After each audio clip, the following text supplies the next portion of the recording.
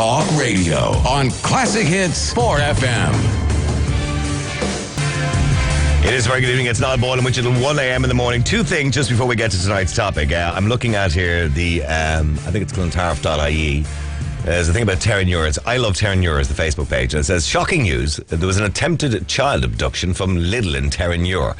The mum let her child's hand go for a second while she turned the trolley around the corner. And when she looked around for her child, a man was walking towards the door with her. He was caught and arrested. Please be vigilant and also watch out for your neighbours as well and report any suspicious activity. And report it to the Garda in Terranure. Now, I don't want to be preempting what happened here, but would it have been a case that maybe the child wandered off on the mother, young child, man seen her, took the child and said, you know, where's your mammy? He just had to be heading towards the checkouts maybe to see could he find the mother, and this mother overreacted. Could that be the case? And now we have an innocent man being questioned in a Garda station about something he may or may not have done, and we won't hear any more about it. Because why do I keep seeing these stories on Facebook all the time about attempted abductions? Be careful of a man in a van. We saw a green van today. Here's a van with the reg plate and everything. Turns out to be a delivery driver who's just looking for directions. Because in this state of ours, over the last, well, as long as I'm alive, there's probably been, at most, 3 child abductions. And they were all, we got them all back, from what I believe. I don't believe any child has ever been abducted and never returned. Sadly, that happened. But in a country with 4.7 million people, you know, which is a reasonable sized small country, we must have the most ridiculously inadequate child abductors. Because all I ever hear is stories about child abductions that have failed miserably. So either people are lying and being paranoid, or we have the worst child abductors in history in this country. I hope that wasn't the case in Terranure. I hope it wasn't really a person trying to abduct a child. I doubt it was. From my thinking, I think it's somebody who's overreacted to a situation. But I would like people to think twice before they start vilifying people. I don't really believe a pervert or paedophile or child abductor is going to go into Lidl and take a child. I don't think that would be the case. Also, the person from the I Love Terranure page, maybe you should learn to spell the word Lidl as well. That would be, maybe make it a bit more credible. Also, can I mention as well, Enda Kenny's speech in the Dáil today in relation to Tuam. I'm going to read it to you because I think it's important. I'm not going to play him saying it, but I'm going to read it to you because I think it's important. I don't know who writes his speeches, or whether he writes them himself. I think he writes them himself. And if he did, I think this is probably the best thing he's ever said. Mind you, maybe some people are going to say too little, too late. He said, Tuam is not just a burial ground, it's a social and cultural sepulchre. That is what it is. As a society in the so-called good old days, we did not just hide away the dead bodies of tiny human beings, we dug deep and deeper still to bury our compassion, our mercy and our humanity itself. No nuns broke into our homes to kidnap our children. We gave them up to what we convinced ourselves was the nuns who cared. We gave them up maybe to spare them the savagery of gossip, the wink and the elbow language of delight in which the holier-than-thou thous were particularly fluent. We gave them up because of our perverse, in fact morbid relationship with what we call respectability. Indeed, for a while it seemed as if, in Ireland, our women had an amazing capacity for self-impregnant. For their trouble, we took their babies and gifted them, sold them, trafficked them, starved them, neglected them, and denied them to the point of their disappearance from our hearts, our sight, our country, and in the case of Tuam, and possibly other places, from life itself. We are all shocked now. If the fruit of our religious and social transgression could be discarded, what treatment was meted out to the transgressor herself? We better deal with this now, because if we do not, some other Taoiseach will be standing here in 20 years saying, if only we knew then, and if only we had done it then. The Taoiseach then is our now. Now we do know. Now we have to do. All of us in this house must do it together. I thought that was a wonderful speech. I thought he said what he had to say. I don't think he was kind to the Catholic Church, clearly in that. that he said that the Catholic Church created this culture, more or less, of hiding women who are pregnant. And it was a good speech. Fair play to you, Enda. I'll give you a bit of credit for that one. Not a big fan of yours, but I thought that was good. If you wrote it yourself, fair play to you. I'm going to give you credit for it. If you didn't write it yourself, well, fair play to the person who did write it. Okay, there's loads of text coming in at 53544 already about perverts and paedophiles. Somebody said there are some newspaper readers who see paedophiles in every corner, when ironically, if they had intelligence, most paedophiles are in the house. Or, what did he say? I haven't got my glasses on, but okay. You're right. The paedophiles don't go wandering around supermarkets looking for children. They just don't. Now, I want to do a few things tonight. I wanted to talk about Marion McAleese and her comments in relation to Donald Trump and Brexit. Jailing parents who don't send their kids to school and instead bring them off on holidays, take time off school, etc., etc. Because a lot of parents seem to do that. But first, we haven't spoke about it in a couple of weeks because we've been preoccupied with other things. But it is time to talk about it. And I know you're all going to go, oh, Boylan, there you go again, having a go at the social welfare. Welfare and pension recipients will see their repayments increase in time for St. Patrick's Day, which is only next week, isn't it? From this week, pensioners will get an extra €5 in their pocket every week. Not very much. Mind you, they probably don't really need it. But in any case, I don't begrudge them it. There will also be a €5 bump for weekly welfare recipients, including job seekers, carers, widows, lone parents and people with disabilities. Leaving aside the disabilities, well actually no, let's not leave them aside. Because I reckon quite a substantial amount of people on disability are scamming the system. They don't have a disability at all. They just can't claim job seekers anymore, and they've come up with some sort of scam about a bad back or some other ailment that they don't actually have. More than 1.3 million people will benefit from the new rates, but the taxpayer won't benefit from the new rates. He will lose out because the taxpayer will indeed have to foot the bill, which is millions. It was announced as part of the budget 2017. Now, the Minister of Social Protection, Leo Varadkar, said the new rates will start to come into effect from this week and promised they will be in place for St. Patrick's Day. He commented and said, when we devised the welfare package for budget 2017, it was determined that there should be an increase for everyone who is getting a weekly welfare payment, including people with disabilities, carers, unemployed, widows and lone parents, as well as pensioners. For many of these groups, it represents the first increase since 2009. Oh yeah, we're on the pig's back now. We can start giving away money again. I appreciate that the increase is modest, but it is a permanent increase and certainly a step in the right direction. By the way, remembering Ireland has, I think Germany has the highest payment of welfare in Europe, but then again you have to look at the cost of living. Ireland, technically, when you look at the cost of living, has the highest welfare payment in Europe already. And now we've just increased it a little bit more at a time when we're trying to get people back to work. So tonight I want to know if you think it is a step in the right direction, or is it a step in the wrong direction? Look, nobody's going to deny an increase for pensioners, widows, carers, or people possibly with disabilities, many of them. But job seekers, not everyone's happy about that. Some people who are working feel that it is an increase for doing nothing, essentially, no matter how small it is. In other words, you haven't done that in 10 years. You're sitting on your arse all day. I'm not suggesting all people, but some. Here's an extra £5 for sitting on your arse. Do you feel that way? Are you happy about it? I mean, I'm sure you're working and you probably haven't got an increase since 2009 in your job anyway.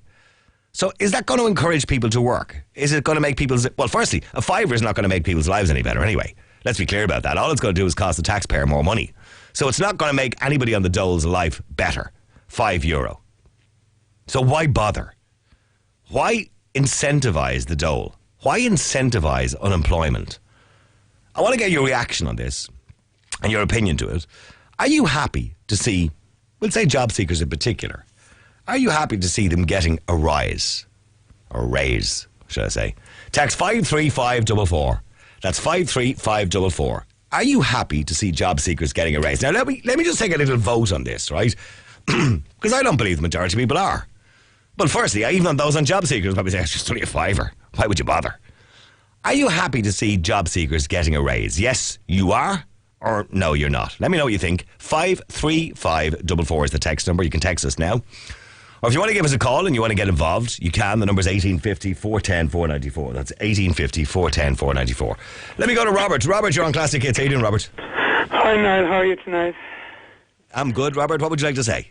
Yeah, well, first of all, I have mixed feelings about this, of course, because we are a country where some of the welfare payments are totally out of order and some of them aren't.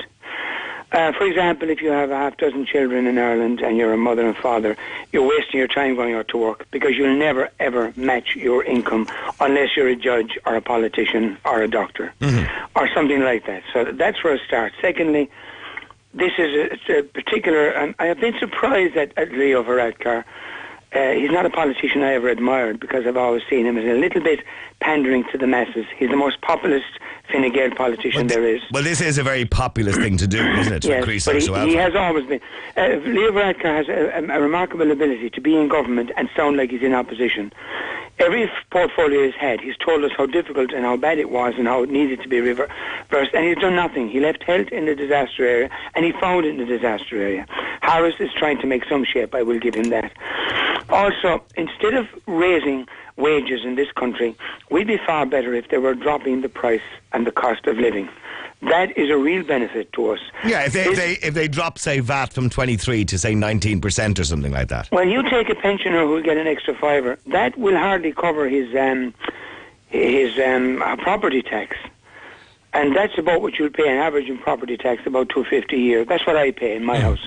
$250. So that would be the social welfare payment gone for a start, if you were considering that. I do think that people have to have a decent wage to live on. But what we're doing now, and what he has done, is what the unions have been accused of doing for years by IBEC, of chasing the cost of living with pay increases. And it should be the reverse. We should be bringing down the prices so that people can live well. Has he encouraged people to sit basically on their bottoms? Because, you know, there are people in this country who are quite, I'm not saying comfortably, but are living on the dole, are living on welfare payments with no intention of getting a job. Has he basically made it even easier for them to do that? You mean to stay on the dole or whatever? Yeah, of course. I mean, he has disincentivized a certain number of people by that alone who were pondering about whether or not they were going to take a job or stay where they were. You know, I mean, this country is notorious for that. In England, there's a maximum amount a household can get on social welfare. It should be thus in £500. Yes, now €500, that's what? Per household. €650 per household, yeah. That'll be €650. That's way above that's just about around the average wage before tax. Now, a person in social welfare gets that. Do you know, by the way, Ireland has the highest number of households in Europe where everybody in the household is out of work? That's right, and we can see the effects of it. So you have a mum and dad and 2 or 3 kids all over the age of 18, all unemployed and all on benefits. Yeah, that's right, yeah. And you know what we do in Ireland? We ship them into the third level institutions to keep them off the dole, because that's what they have done this last 5 years. They've shipped loads of people into third level universities and LITs and WITs to keep them off the dole. That's what they're actually doing. And when they say that we have almost full employment with 6.5% unemployment, that's ludicrous. To think that we have that many, maybe 150,000 people unemployed. And half of those are never going to work. Well, that's the problem, isn't it? And in 2005 and 6, where we had full employment, we still had 6.5% out of work, which basically means there's 6.5% of people there, not including the people, by the way, who are scamming disability as well, who will never work, who don't want to work, and are quite happy to sit there and go into the post office on a Thursday or whatever it is, or get it into their bank account every week and do nothing, and probably work on the side and get a few quid as well. And what's worse, it's paid into accounts now. I can understand people not being asked to visit a social welfare office every week, but I can't understand why they're never asked to visit a social welfare office. They just get it paid into the post office or the bank. Well, see, at one point that was becoming impossible when you had 400,000 people unemployed. It was becoming impossible to have everybody collecting it. Yes, but now we have, 150,000 people unemployed? Oh, no, there's a bit more than that now. I don't want the employment. I don't think Helena, what's the unemployment figure at the moment? Helena, get it for me now. But no, it's not. I think it's around 270 or 280, isn't it? It's still. I don't think so. Okay, well, I'll check it now for you. Because that would have meant at 15% we would have had about 500,000 people unemployed, or maybe 550,000. We didn't. We had 450,000, I think. Am I happy? I've mixed feelings about it. I think pensioners deserve it if they have paid into a pension. Now, here's an example that you may be aware of. If you worked for 60 years in this state, you would get a pension of probably €230 per week. If you never worked in this state, you would get a pension of €215 a week. Now, that's the fact. So basically what you're saying is that this, firstly, the pensioners who are getting this extra few quid, it's nothing really. It's only a drop in the ocean. Somebody rightly says in a text here, it's a price of a cup of coffee and a biscuit. So it's not really worth it. And for those who are unemployed and don't want to work, all it does is make their life even easier. Yeah, it does disincentivize some people. Okay. And, you have to really... You have to take on board some sympathy for people who would be unemployed, who would be above the breadline, and who would then be offered a job that would mean they would be reducing their payments. But that's what's happening, because people are in that situation, that trap all the time, that they've got a kid, maybe they've got a rent allowance, and somebody comes along and says, I'll give you a job for 500 quid a week, and they say, well, I can't take it because it's less than what I'm getting at the moment. I get rather angry when I hear people saying they want to put it into a constitution that everyone is entitled to a house. Now, by entitled, they mean they get a house whether or not they wish to pay for it. That's what's wrong. Everyone is entitled to earn money, and everyone should be entitled to have a living wage, but they should be obliged to do something for it, because Ireland is a country of entitlements, but it's not a country of responsibilities. Okay, I'm looking here at the figures, okay? According to Trading Economics, the seasonal adjustment number of persons unemployed was 145,100, down from the 148,000 when compared to the January 2017 figure, and a decrease of 38,200 when compared to the February 2016 figure. So we're looking at about 140,000 or so. Yes, now quite a number of them are in college now. Oh yeah, absolutely. So that's why.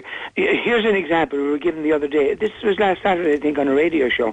When we had 2 million people working in the boom time, we were paying 12 billion in direct income tax. Now, according to a politician on last Saturday's program, we now have 2 million people working again, but we are paying 20 billion in direct tax. Yeah, but we're also paying 19 billion in social welfare payments. Yeah, but you know the point I'm making. Yeah. You went down and worked 2 million of us paid 12 billion tax. Now here we are, 2 million of us are paying 20 billion tax. That's a 75% or a 60% increase. Okay, well, do me a favour, and all the big corporate companies are paying probably more than the rest of us as well. I believe the top 5% are probably paying most of the tax. Well, stay there for a second, if you can, please. Let me just go to Jimmy. Okay. Jimmy, you're on Classic Hits. How you doing, Jimmy? Jimmy, it's only €5. You're saying, the price of a cup of tea and a biscuit, but it is €5, which is an incentive for some people to go, well, this is getting easier. It is, but you have to look at the advances in technology and how they're creating a lot of unemployment. If you look at that supermarket, SuperValu, they made 2.2 billion profit last year. That was 2% up on the previous year. And they're installing checkouts, no staff at the checkouts. This is where a lot of the supermarkets are going. So that's taking jobs, a lot of jobs going there. And if you want to look... Well, clearly we've created jobs over the last 5 years because there's a lot less people unemployed. But the technology is about to do away with a lot of jobs. And I've had this argument with you a million times, Jimmy, and it's... Well, I don't remember ever arguing with you about that. Okay, I've talked to you before about this, the fear of the Industrial Revolution ending and where are we all going to get jobs. And the whole idea is, Jimmy, that those machines, for example, in SuperValu or Tesco's or wherever it is, that are self-serving machines, somebody has to make those machines. Somebody has to service those machines. Somebody has to design the software. Probably made by a British company in China. Possibly. Somebody has to import them. But somebody has to import them. Somebody has to be an agent for them. There's tax being made on them. The point is, all the jobs you're talking about that are being replaced are replaced again by other jobs to design those jobs. Well, then if you understand what I'm saying. If you look at the farming industry, there's nobody picks potatoes. There's nobody picking potatoes. There's nobody employed. Seasonal work during the summer. The machines do all that work. And that's a lot of work on. You have to come to terms with that unemployment is here to stay. And the mismanagement of the economy back when they should have been investing in education. But unemployment isn't here to stay. Because you would have said the same thing to me 4 years ago when we had nearly 350 or 400,000 people unemployed. But here we are at half that figure. Well, Niall, the figures, the figures I don't really understand them. Some people are out picking up newspapers and on the streets. And they call that full employment. They get €6 or something a week extra. That's just to make the thing look good. So the true figures aren't really known. You're right. The true figures aren't known. There are people on schemes. There are still people who are on job bridge because that hasn't quite finished yet. I understand all that, but the point is that still doesn't make up the 150,000 or so that have got a job. If you said 20,000, at a very conservative estimate of 20,000 were on some sort of scheme, Well, that still doesn't take away from the fact that a lot of people have got jobs in the last 2 years. So, you're not talking sense, Jimmy, at all. You look at people who live in rural Ireland then, and you look at there's no bus services in rural Ireland, so they need some type of transport, and many people have to have a car. Where in Dublin or in Cork or Limerick or the bigger cities, there isn't really a need for unemployed people because there's public transport there.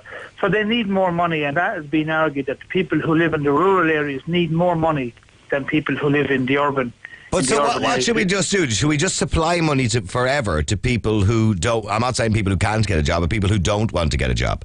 Or are you like the woman on the Claire Byrne show last week who said she's never come across a person? She said she was a representative out in Tala, and she's never come across a person who didn't want to work. Do you believe that? Do you believe that? You're going to have to look at what Britain is looking at and the United and America, but all the immigration into the country and people coming in and taking blame the foreigners. No, I'm not blaming the foreigners, but they are contributing to the housing problem here. We can't house our own people. We can't give our own people jobs. And it's happened in America, and it's real over there, and it's happened in the UK and Germany and Italy now are looking at it. So okay, but getting back to the original question, so you think it was a bad or a good idea to give people an extra $5? I would have given some of them 150 a week.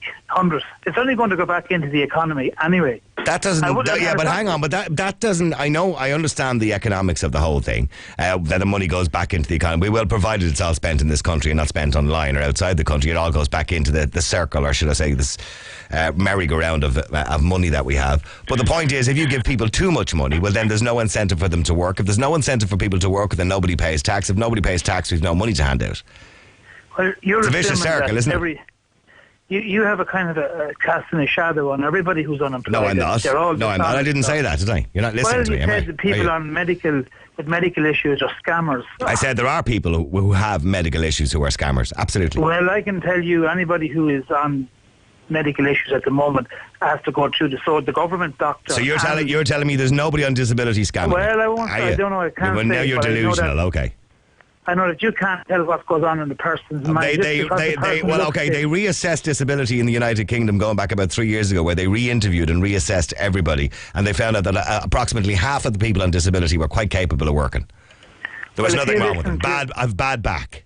If you listen to what they're saying in America, they want to withdraw a lot of the companies here, and that is going to happen. Whatever our politicians are telling us at the moment, after this next election, it's supposed to be one this year, I don't know, but you're going to see mass unemployment in these American companies here in Ireland. That's going to happen. They want those jobs back in the USA. And that's what he got elected for, that he was bringing them back, and he's going to do that. But at the moment, there's a bit of a quietness about that. So get used to unemployment. It's here. Okay, well, do me a favour, stay there, because you're gone off on a tangent a little bit there, Jimmy. Let me just go to Dave. Stay there, Robert, please. Dave, you're on Classic Hits. How you doing, Dave? Hey, Niall, how's it going? Good, Dave. You're not happy with the increase? Oh, no, it's ridiculous, I think. Okay, you working yourself, or? Yeah, I am, yeah. I'm married, I have 2 kids, and I work full-time, and I've actually talked to you about this before. I'd be better off sitting on the dole. I'd be nearly €200 up a month. Okay, so you'd be better off on the dole? Yeah, I would, yeah. When you take into the account my rent allowance and claiming for the kids and claiming for the wife and all, I'd be up nearly €200. And now the government are giving me another €20 for nothing as well. Like. So the question is then, why would you bother working? Exactly. There's no incentive to work in this country anymore at all. Mm-hmm. It's just gone ridiculous. And isn't your man Jimmy there? I think Jimmy's a bit out of his face or something tonight, isn't he? You want to give other people another €100? €100, yeah. Like, seriously, another €400 a month. Yeah, Jimmy feels sorry for people. Yeah, you don't understand what's happening in the local economies, the rural economies, how they're being devastated because people do not have money to spend in the local economies. You don't see it in the city. And I tell you, don't see it out there, Niall, that I'm absolutely sick of hearing. I had it out on Facebook with a lad the other night, like saying that there's no jobs in Dublin, like, and I actually threw up to him, and I took a screenshot of it.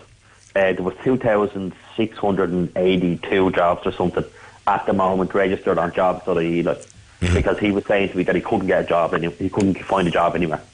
Maybe if you start looking, he might. Like, it's ridiculous. Like, it's just when it's going to stop. Like, they're just going to keep adding to it and adding to it and adding to it. And now, like, well, you should set up your own agency then, supplying people with jobs, because you seem to know how it's done, and the government will give you a job. You'll be happy in your new job, finding jobs for people, because you seem to know it all about. Where the Minister for Employment, you should be the next one of them. You know where there's 600 jobs, and you can place the people in those jobs. That's where your vocation is. Hang on, Jimmy. All you have to do is go on to jobs.ie and look at how many jobs. Oh, as simple as that, yeah. It's not rocket science. Like, go on to jobs.ie, Google it, and have a look. Put in Dublin and see how many jobs there is, and apply for them.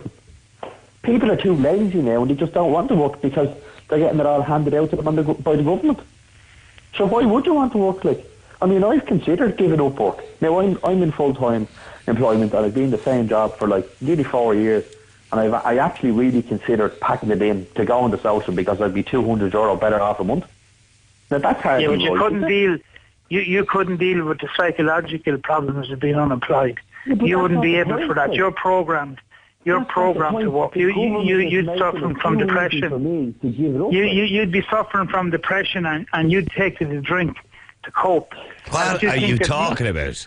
Well, you think that it's all easy. You'd end up in the bookie shop, and that's what happens to people like you. They become addicted to gambling. People like him.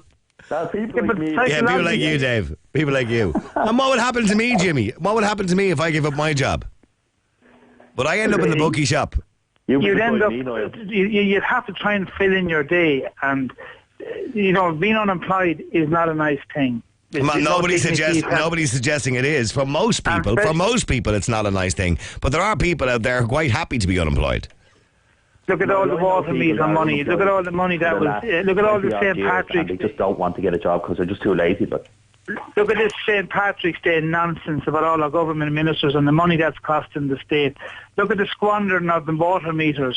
Look at the selling off of of the assets and the loans. And what would you do? What would you do with the €1 billion that we spent on water meters and setting up Irish Water? Would you give it all to people on the dole?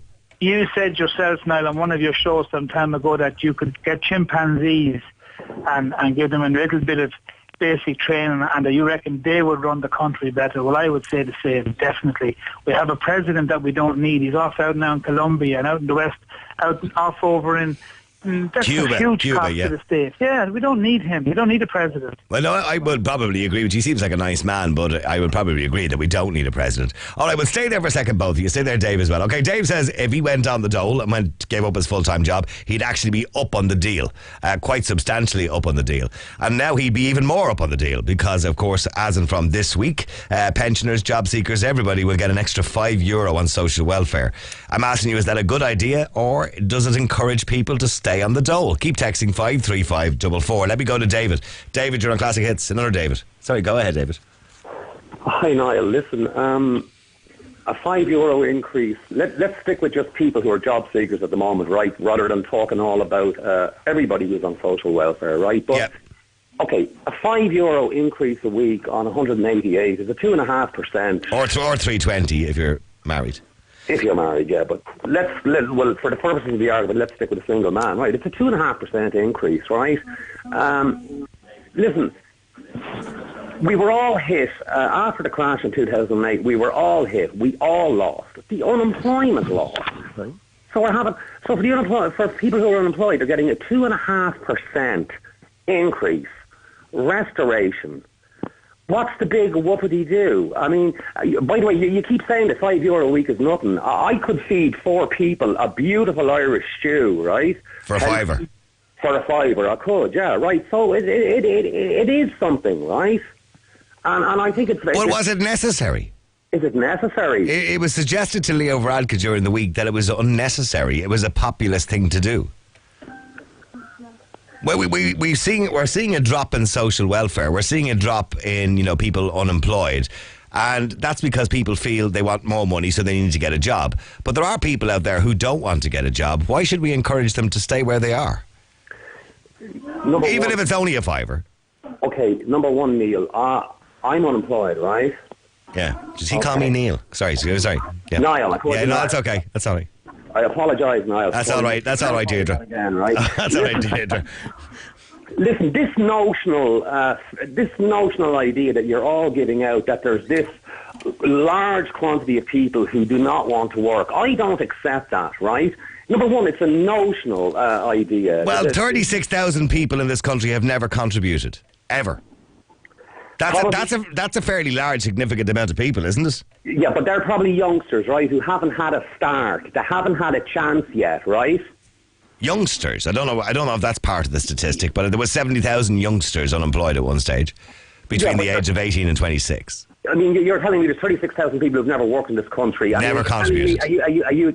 How many of them have been on social welfare for fucking 30 or 40 years? Yeah, but we had a public representative on TV the other night said she represented people in a working class area, which was Tala, which is an area of high unemployment, and she said she's never met anybody who didn't want to work. What a load of bullshit. Listen, I accept that as a statement, but I think that people's ideas about how many people just want to sit down and live on social welfare, I don't think it's that many people, right? Now, I go back to, I forget the man's name who keeps saying that he's working hard, has 2 children, and he... Dave, yeah, the other day.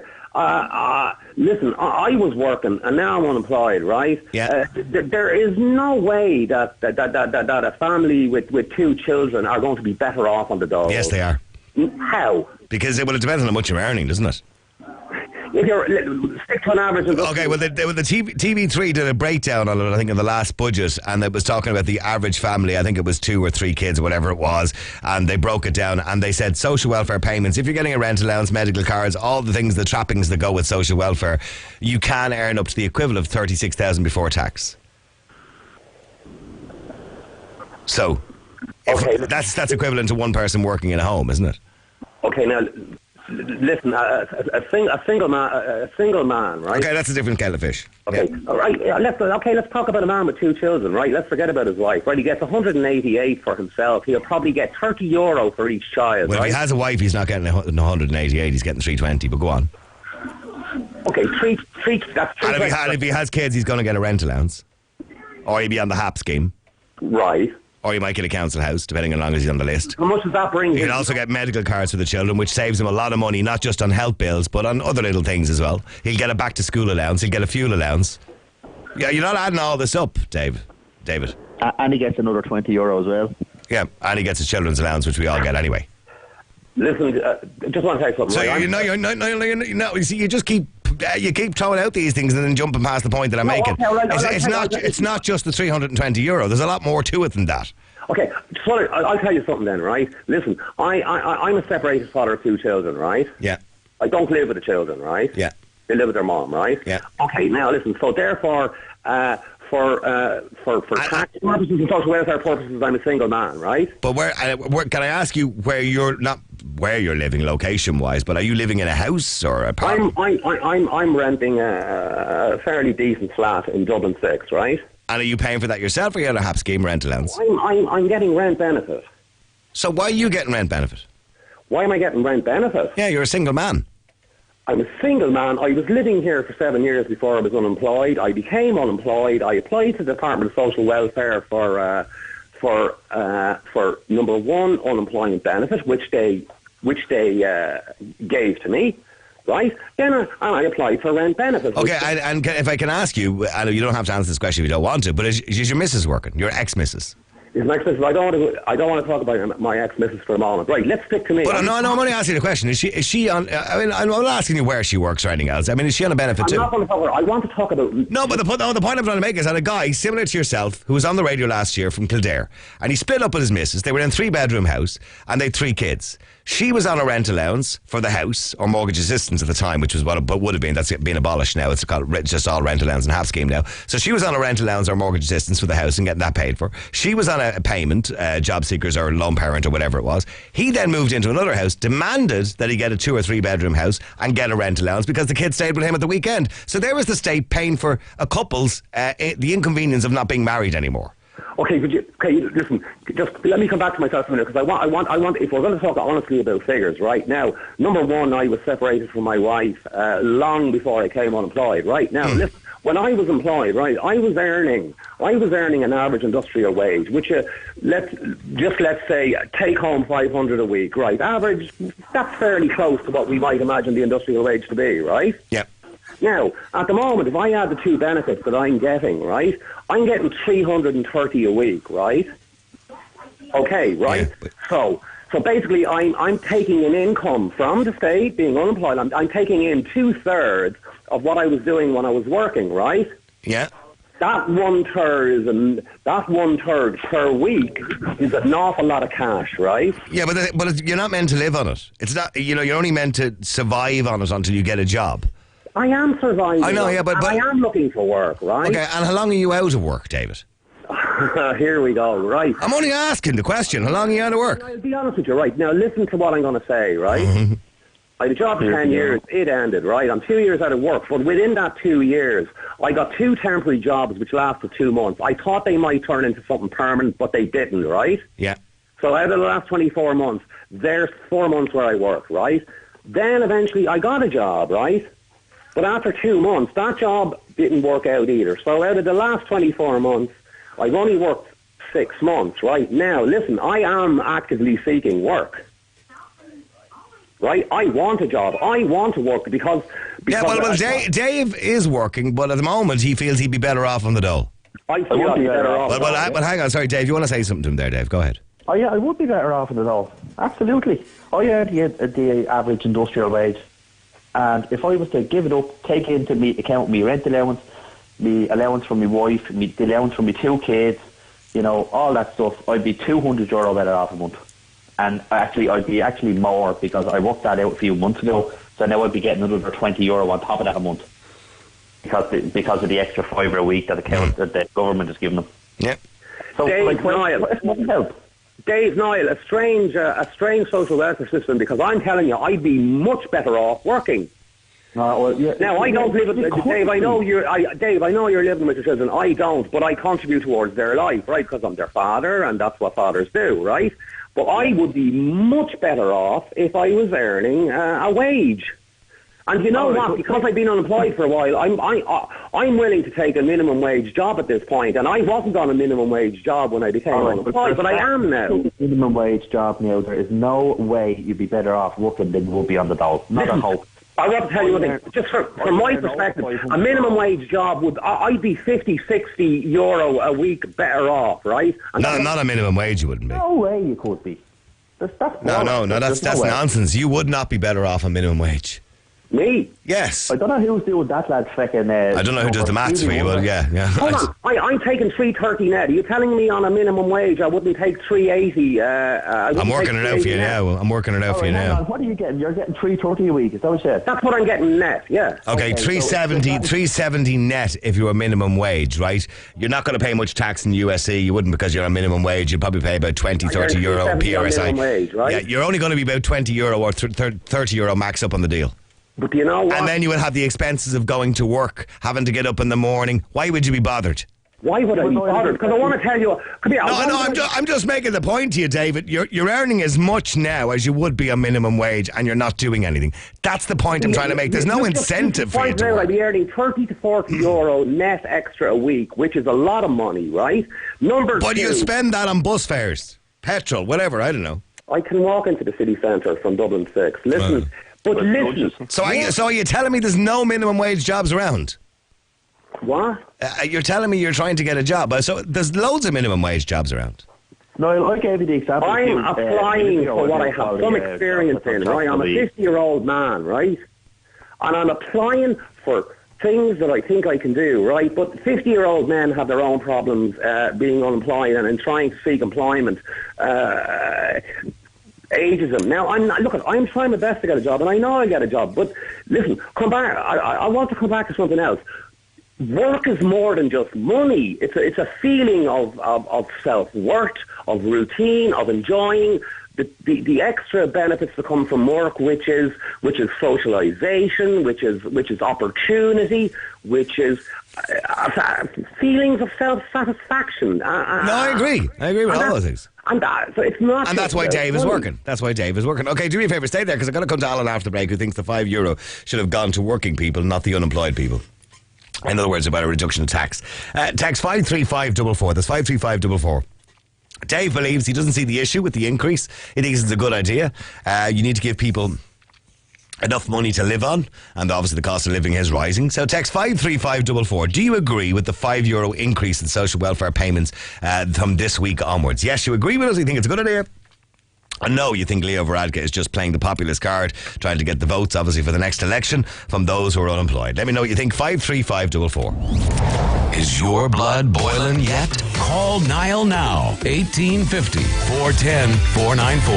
The Niall Boylan Show. Classic Hits 4FM.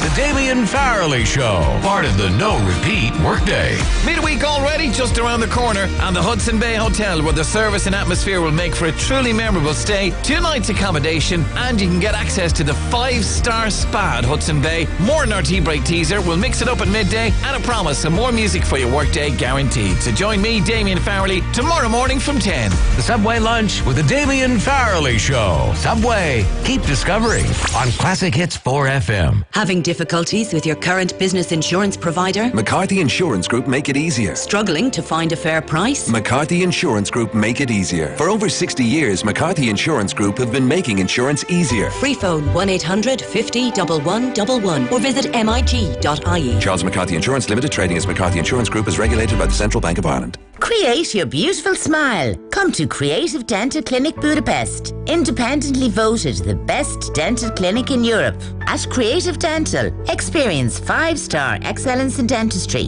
while saving up to 70% with a written guarantee and aftercare in Ireland. I can travel with you and guide you through the whole process. Call me, Mary, on 01 80 555 26 or see budapestdental.ie. This St. Patrick's weekend, the Cellar Bar in Galway is the place to be. From Thursday to Saturday, the place to hear great live music, the place to enjoy Six Nations rugby on large screens, the place to savour superb food. Join the celebrations this St. Patrick's weekend at the Cellar Bar, Eglinton Street, Galway. A confident new life, a great new look, the best in professional hair transplants, natural looking hair that lasts. You can find all that at MHR Clinic. And now, find MHR Clinic on Grafton Street, conveniently located at the heart of Dublin, delivering honest advice and the latest exclusive treatments to combat hair loss, all at an affordable price and with some treatments that can even be done in a day.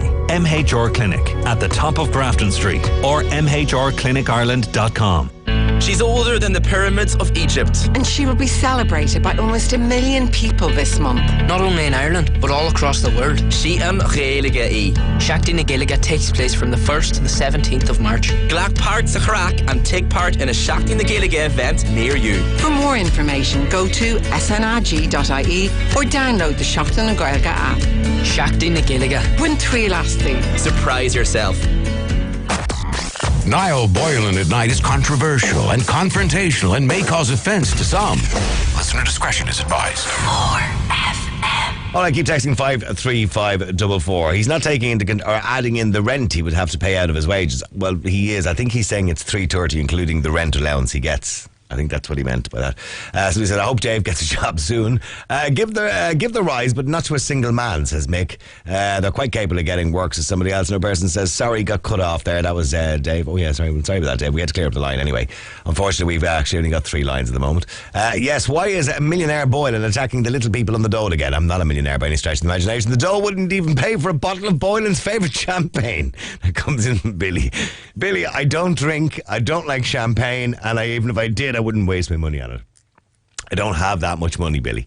No, I hope Dave finds a job soon. The increase just before he runs for the leader of Fine Gael and possibly the country is totally pandering to the grey unemployed vote. Drop the VAT rate to 21% and let us all benefit, says Stephen in Finglas. I would say down to 19%. Didn't they put it down to 19 or 17% at one stage? It's 16% in the UK. They did put it down and then they put it back up again. What was it? Oh, it was 21.5% at one stage, wasn't it? Keep texting 53544. Let me just go to Alan if I can, because Alan, you're on Classic Hits. Go ahead. Hey, Niall. Alan, do you believe that it's necessary to give the unemployed and everybody else €5? I'd say, Niall, if you look back at the boom years and the money that was given to the welfare, that was actually the spiral of idiocy that was given us. 216 or 218, No, wasn't it went up to 208. 208, That was the maximum for a single parent, person. Yeah. And it was just unbelievable. Everyone in the public sector is overpaid anyway. But we did have the money at the time, so we didn't care too much. The fact was, it wasn't real money; it was imaginary money. Yes, it was. Money that was based on borrowing and borrowing on the housing market that was actually about to blow up in our faces. And I believe that the €5 that we got on the welfare is a slow, steady decline of common sense in this country when it comes to welfare. We should be actually giving us an incentive to get a job rather than keeping us on the welfare. Now, I'm on disability 20 years now. Mm-hmm. And so you'll get an extra $5. But I don't think that should have been done now. There's certain people that are able to afford to stay on the money they're on at the moment without needing an increase. And even when pensioners didn't need a $5. What that money should have been, the yearly amount of money that it came to was about 200 million, is it? Yeah, well, it's a bit more than that, actually. But so the point you're making of, it should have been in reduced taxes at USC. Everybody should have benefited, which would have created employment, yes. You know what they should have done, Niall?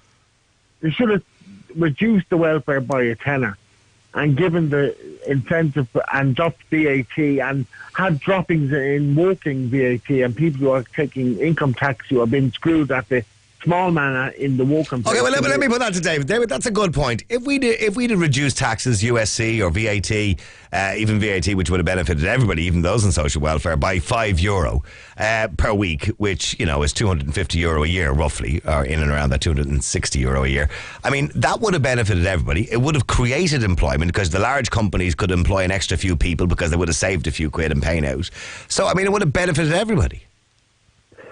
I agree with you, Niall. Listen, I agree with you, Niall. I mean, everybody keeps telling me that we have the highest rates of social welfare. We do, yeah. Yeah, we do, yeah. But listen, come here. And I mean, I hear people talking about me, they get 50 quid in England, right? But they're probably getting rent benefits. More than that. It's a bit more than that. Everybody £70 has sterling. access to a national health service. I mean, and there's lots of countries in Europe that pay lower rates, but services and products cost less. Listen, I'm not sitting here like saying that I want my 330 to be increased to 430. By the way, David, I'm not suggesting you're sitting there, quaffing, caviar and champagne or anything like that. I'm sure it's not an easy lifestyle. I'm drinking my chamomile tea and smoking my rolling cigarette. Yeah, no, actually, absolutely. I'm not suggesting it is the life that somebody would want to desire, but there are people who are living on that life and quite happy and have adapted to it. I agree that there are, but I think it's a very small minority of people. I mean, for instance, 4 times a year they bring us in to physically sign on in the unemployment benefit office, right? Mm-hmm. And it's a long queue, and you go in, And what do they say to you? I chat with people, right? Now, what does the girl or the guy behind the desk say to you when you get to the front of the queue? What do they say? Are you still looking for work? When you get up there, all they do is they ask me to sign 4 statements. And the 4 statements are the contract I have with the Department of Social Welfare, i.e., are you looking for work? So, you sign you are. Have your circumstances changed? You sign that you haven't. They make you aware of the fact that if you lie, that there could be ramifications for that. Yeah, it's fraud, yeah. Now, But they don't bring you into a room and say, can you show us some, CVs that you've sent out and replies? Now and then, you're called in for a one-on-one with a random inspection, yeah. Right? Yeah. And the one thing that he really wants to see is he wants to see proof that you're looking for work. No, that's not a bad thing. It's not a bad thing, but you know what? I actually don't think that the proof they ask for is enough. Mm. Okay, so we're getting back to Alan. Alan, what do you say to people who say, well, hold on, it's only €188, Alan. The cost of living is rising. The price of everything has gone up a little bit over the last 6 or 7 years. It's only 2.5%. Sure, God love those poor people on the social welfare. Well, you see, Niall, I'm not... common sense, if you were in the Department of Finance tomorrow, Niall, right? Yeah. And you had a button to press, and you would actually alleviate taxation when it comes to VAT and all the other things that are overbearing on the worker, and you would reduce it, and you'd also then reduce the welfare. You'd reduce it by 10 or 15 euros, so that the VAT is dropping, so your shops will be cheaper, and cigarettes and all the rest of it will be cheaper, and food will be cheaper. So you're actually stimulating the economy by doing that. You're actually causing people then not to be over-reliant on 188, but getting back to a basic wage where they actually know that you can get a job. Then the incentive then is there to go and get a job. And like I held down a few jobs now, but because of me bipolar, I've had to give her up, you know. And I ended up going back to work, and the manic energy would come take over, and I ended up having to leave the job. But I know that I can manage on 188 if I'm lucky. But I waste a lot of my money on cigarettes now, you know. Okay, well, stay there. Well, you can buy more cigarettes now. Let me go to Hazel. Hazel, you're on Classic Hits. Go ahead, Hazel. Hi, Niall. $5 a week, is it a lot of money or too much money? Well, Niall, it was actually, I don't really begrudge anyone. Look, it's a $5 in the right direction. I don't really begrudge anyone getting it. I was only just looking at it from a student point of view. I actually went back to college as a mature student, and I'm on the back to education allowance. Now, everyone seems to be getting a rise, whether it be job seekers or social welfare, any kind of aspect of it, but the back to education never seems to be included in anything of that. Well, that's the argument they'll make is, well, hold on, aren't we paying for your education as well as the few quid we're giving you too? Yeah, but like even in saying that, it's not really that much after all. Like how much do you get? How much do you get? 188 a week. All right, okay. And that was the same as job seekers would be getting, and then yet they get a rise, and then. But I mean, with respect, Hazel, and I'm not having a go, right? But I'm saying to you, there's very few countries in the world where the state would pay for your education, your college education, and I'm sure you're getting a grant for that, okay? And also give you a few quid as well to manage. But I don't. I don't get any maintenance grant or anything. That's what I get. But you get your college fees paid for. My college fees are paid for, but I don't get any maintenance. Yeah, but you try, I mean, with respect, try living in the United States or Great Britain, for example. If you're going to Belfast University and you're paying 20 grand for your college fees, or go in America where you basically have to sell your house to pay your college fees. Yeah. So, and I'm not saying that's right either, but we have a system here where people pay administration fees if they have the money, and if they don't have the money, they get them for free. So, I mean, you're getting the college fees paid for, and you're getting 188 as well. You know, until the time when you're qualified, you can actually get a job. So, you know, I don't see anything wrong with that system. But see, then you can look at it the other way. Like, you're there trying to make a living for yourself, and I get the college fees are paid for, but at the end of the day, you have 188 to work off for a week, trying to maintain it. Like, you have your. And I know it's not easy. I'm sure it's not easy. And I applaud you for trying to do something. At least you're trying to do something to get back to work. Like, that's what I'm kind of saying. You know, you are trying to make a living for yourself. You're putting yourself out there. You know, going back as a mature student, it is hard. You know, and like there even in summertime and that, like I would like, you know, you are available for work, but then there's a catch. If you are working during the summer and you're going into your next year of college, you are not qualified to get back to education because you haven't been unemployed for long enough. Yes. Yeah, I understand. So, like it doesn't make sense. So they basically are discouraging you to get work while you're out of college. Yeah, like you want to be available for work, yet you can't do it because you won't get back into the scheme for your third year. You know, I know that the fees are paid for. I get that it's just a weekly thing. Like when you've travelled and accommodation and things, when you are going so far, like you've books to get, you've eating to get. You know, apart from family support, you know, between my mother and my boyfriend and that, it just wouldn't be possible whether fees are paid or not. You know. All right, well, listen, I'm going to have to wrap it up. Listen, Alan, Hazel, thank you. Everybody got involved in that. So he says, married man with 4 kids with disability through no fault of my own, through a social welfare doctor, carpenter, all of my life, €5 divided among 6 people, may as well have kept it. Well, it's not, if you're not going to get €5 among 6 people, if you're married with 4 kids and on disability, you're not getting 188, so it's not €5, you're getting 2.5%. So it'll be probably €10, wouldn't it? Another person says, no, they get too much. No wonder they don't want to work. All right, okay. Now, I want to move on. And I want to... this is an article, by the way, by Mary McAleese. And I read this article of the former President of Ireland, Mary McAleese, over the weekend. She was talking of the rise of Donald Trump and Brexit and all the kind of right-wing movements around the world. And she had an interesting point of view on these recent events. Basically, she said that the documented rise in hate crimes in the USA and the UK after Brexit and the election of Trump was extremely worrying. She feels that people are now empowered to be openly hostile and racist, as if that's acceptable. She went on to say that the constant name-calling and racial stereotyping of religions, obviously she was talking about Muslims, and people from various countries was commonplace in the UK and US elections, and hoped that this would not spread to Ireland. Ireland is set to receive, as you know, the first of the 82 Syrians in Ballahadureen in County Roscommon this week, and McAleese is spearheading a bell-ringing initiative aimed at sending a message of welcoming migrants to Ireland, or immigrants to Ireland. There is no denying that both Nigel Farage and Donald Trump have stirred things up regarding the immigrants. Farage made it the cornerstone of the Brexit campaign, and in fairness, he's been saying this as an MEP over the last decade. UKIP went on from being public enemy to winning basically the Brexit vote. Trump has tapped into the same sentiment in America that countries need to protect their borders. He won the American election, and now he's upsetting the Liberals by delivering on his promises, building the wall and introducing extreme vetting, which he signed in again today, banning people from certain countries for 90 days, etc., etc.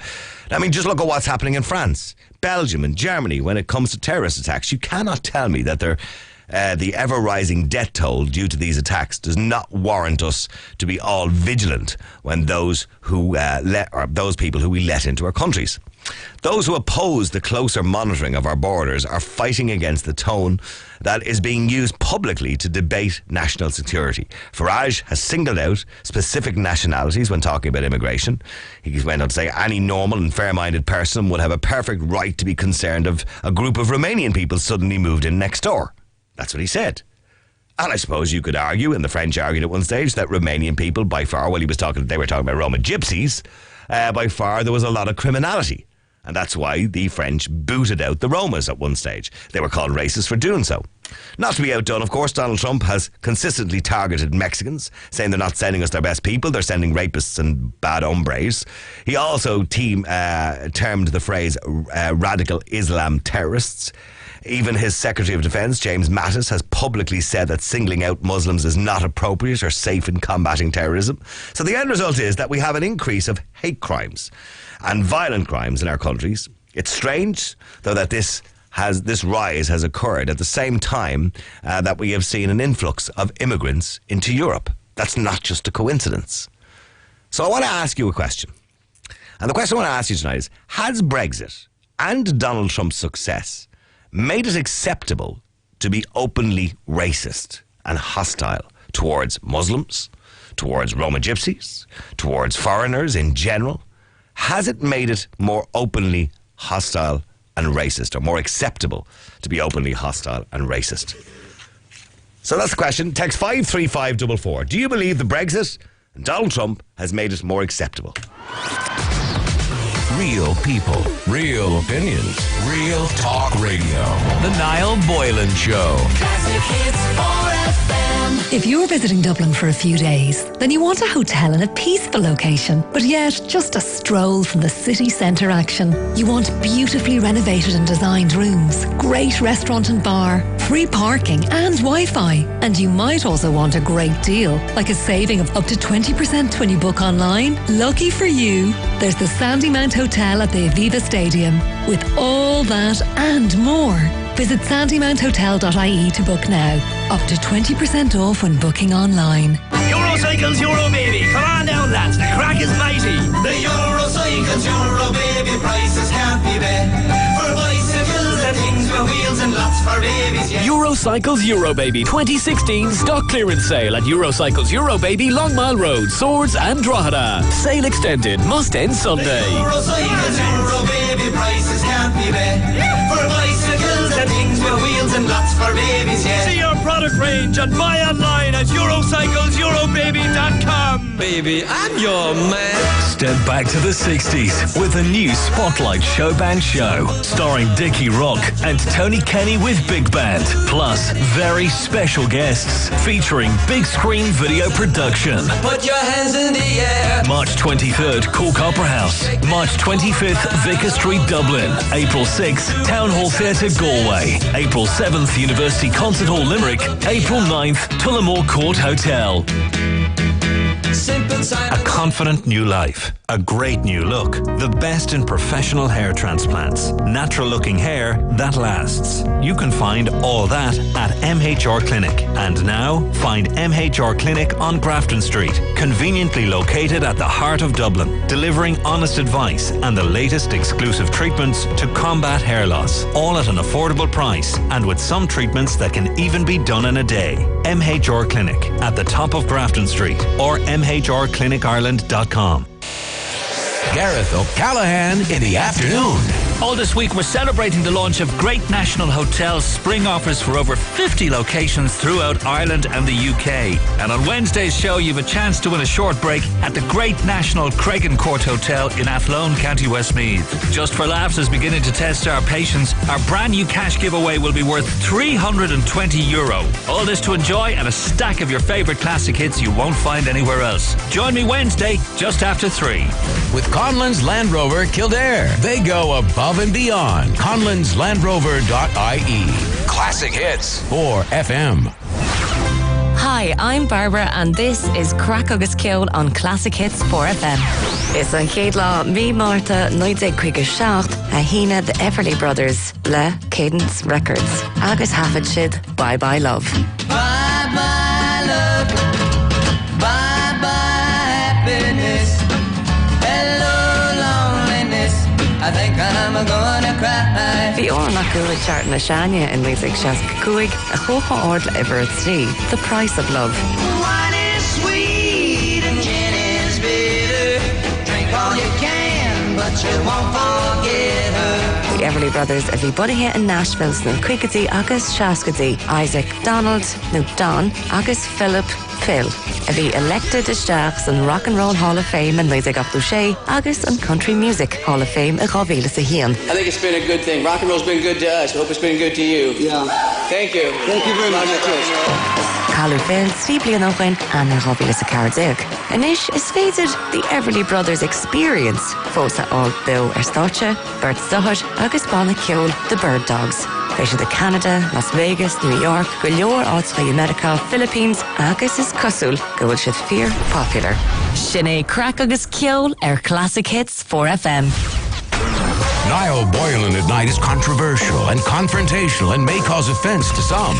Listener discretion is advised. 4FM. All right, Fred mentions, by the way, where's Fred's text here? He says, Niall, your listeners think they have problems? I woke up on Sunday morning with a hangover and I took 2 of my wife's menopause tablets thinking they were paracetamol. Well, at least, Fred, you won't be in bad humour for a few days. It should calm you down. Loads of text coming in. Somebody says, will you give us a break? Holy Catholic Ireland, not racist. Cop on, Mary McAleese. Can you blame them? I'm not sure anymore. Brexit and Trump given lots of more airtime but means nothing long term. Another person says, Niall, Mary McAleese is like a red rag to a bull to me. She makes me vomit. She's a hypocrite. And if she wants to continue receiving her presidential pension, she should just keep her opinions to herself. That comes in from Mark in Cork. The other person says, there has been an increase in hate crimes by liberals and minorities against whites, who are the real minority. You twat. You're part of the lying media. I am. I've just read out your text. Another person says, you're an Irish simpleton. Trump doesn't care what you think. Get off your high horse and go play tiddlywinks with your kids. Good chap. Mary McAleese is more concerned about the feelings of migrants than she is about the innocent deaths caused by scum terrorists. Okay, keep texting 53544. I'm talking about Mary McAleese and the comments she said. She said that Irish, well, she didn't say Irish people, she said she hoped it doesn't spread to Ireland, but people, she said, around the world feel empowered to be openly hostile and racist as if that's acceptable. And this is since the uprise of the right wing and the UK Brexit and Donald Trump, etc., etc. Keep texting 53544. Is she right? Do people think it's now more acceptable to be openly hostile and racist? Podrick, you're on Classic Hits. How did I know you'd be first? Good evening, sir. Good evening to you. Has the election of Donald Trump and Brexit made Irish people more racist, do you think? Well, the only surprise is, Niall, that... anyway, getting back to Mary McAleese, are you noticing a trend here, Niall? McAleese, Robinson... Oh, she put the candle in the window. Higgins, all left-leaning politics. No surprise here. Nobody's surprised these people want to let the whole world, their immigration pushers want to let the whole world in. Well, they wouldn't say that. They would believe they're humanitarians. Humanitarians, yes. We've heard this before. It must be somewhere in their conscience that they must be, there's a guilt complex. Because, as you know, the asylum process came to being in 1951. Prior to that, any of these conflicts in Africa and Asia and the Middle East have been going on for centuries. They sorted out amongst themselves. Now, what the so-called liberal elite think is a solution, Niall, since 1951, is to bring them all into Europe. And any conflict in Africa or Asia now, the solution is, oh, Jesus, lads, bring them on. There's more to be grand. Now, these imbeciles, they obviously have no brain. Humanitarians, trouble is they're divided. they're not streetwise now. They might be academically clever, but they're not streetwise because of these imbeciles. Any notion of the population of these countries, Mother of Jesus, it's about 5 billion, Niall. About 5 billion, okay? That's still not answering my question. And I understand everything you're saying there, and I agree with some of it and disagree with others, right? I do believe some of these lefties are imbeciles, and they don't know how it affects people on the ground, because, of course, they're in their ivory towers, and they're on a good pension, and they really don't care because it doesn't affect their lives. But okay, in relation to what has happened over the last year and a half between Brexit and Donald Trump, his election, and the wording that's been used and the language that was used by Nigel Farage and also by Donald Trump, calling people radical Islamic terrorists, talking about Romanian people or Romas, for example. Do you believe this has encouraged the general population to think that racism is more acceptable? Well, racism, or is it patriotism? The Liberals will call anybody with right-wing views like me, they call us racist, bigots, Hitler, whatever, all of the above. Well, I've only ever called you racist, Paul. I don't call you racist for having opinions about migrants and foreigners and everything else. I'll only ever call you a racist when you compare skin colour. When you turn around and say, I don't like somebody, or I don't want somebody here because he's got black skin. I'm not talking about you per se here, Niall. I'm talking in general about the so-called elite. And you're right. These people live in ivory towers because they live in affluent areas. But the areas that I work in are affluent areas. They're unaffected. I leave City West in the morning, or what I call my multicultural hellhole. And by the way, Dublin 15, 22, 24, there's at least 15, 16 areas that used to be homogenous are now multicultural. Now, well, some people embrace that. You clearly don't, but some people do embrace that. Okay, that's fine. You don't have to. Getting back to your question about the right wing, I was in Stockholm a week and a half ago with three of my brothers-in-law. We went there on a fact-finding mission. Now, we talked to a couple of police. Was it a fact-finding mission or was it a piss-up? No, it was a fact-finding mission. Now, at the end of the day, I'm 54, my piss-up days are over now. But look, at the end of the day, we went there, there's 53 no-go areas in Stockholm. We talked to a couple of, by the way, you're probably aware Sweden is probably the most politically correct country in Europe. They're covering up like the Germans did in Cologne on New Year's Eve. We talked to a couple of policemen off the record, and they told me what's going on there. I have eyes, I could see what was going on. But look, this once beautiful country, Sweden, a 10 million population now, taking in 1.7 refugees. The place is destroyed. When you say destroyed, give me an example of what you're talking about. It is destroyed. Obviously unemployment is up. Right. There's an area called Rinkeby. Excuse me if I didn't get the pronunciation right. It's 90% foreign national. There is rapes. There's antisocial behaviour. There's a crime wave. There's gangs. Now, there was an indigenous crime there before they brought in the refugees now. But it's off the Richter scale. It has gone up exponentially. Is it gone up exponentially just because there's an increase in population in that area, or is it gone up exponentially? On par. Like, in other words, is it not in proportion to the amount of people that are living there? Look, you got these Middle Eastern men that treat women like second-class citizens. They come into Sweden. They say beautiful Swedish blonde-haired women walking around in miniskirts. They've never seen this before because all their women are, as you know, are covered up. So. They don't know what's going on here, and like I said, it is absolute madness what's going on here now. And I'm not disagreeing with a lot of what you said. Again, I know Katie Hopkins did an expose in the Daily Mail recently in relation to it, but talking about, I think it was the same city actually she was talking about. But in saying that, does that give people an excuse to be racist? Well, you see. When I say racist, to be, I suppose, to discriminate against others. Well, if we can dance around this issue, we can call ourselves patriots or racist. Why wouldn't the indigenous people be racist if the government and the governments right across Europe have decided, by the way, Niall, without asking permission of the indigenous people, they're saying, whether you like it or not, we're going to multiculturalise your country, and by the way, you have no say-so. Like David Staunton did recently, the Fine Gael guy down at Ballinadreen. Just put them down there, we'll talk about it afterwards, lads, okay? So, well, according to I think it was the mayor or one of the local politicians who he had on the air, he said that the locals are quite welcoming of the idea. They don't mind. if they were so welcoming, why didn't they consult with the council and the people beforehand? Because I think the only thing the locals were upset about was the fact that they didn't consult with them, because obviously there has to be an increase in schooling and classrooms and stuff like that for the extra children that are going to be in the village. Another guy said as well, we were afraid of the naysayers. Let's get real here. A lot of people are against this now. Look, like I said, where was our referendum to say the indigenous people Irish people would be minority by 2050, because that's what's going to happen now. Well, we did have a referendum. We voted no the first time, but they got us around the second time on a yes vote. Exactly. Yeah. But I voted no twice. Yeah. But listen, at the end of the EU is a lot of this is to blame for this. But you're talking about why are people racist? Because they see their countries, their villages, their towns changing. And is that a reason to be racist? Or, as she says, she went on to say, the constant name-calling and racial stereotyping of religions and people from various countries? Well, you stereotyped a few minutes ago by suggesting these men don't see their women because these women are covered up. Not every Muslim woman is covered up.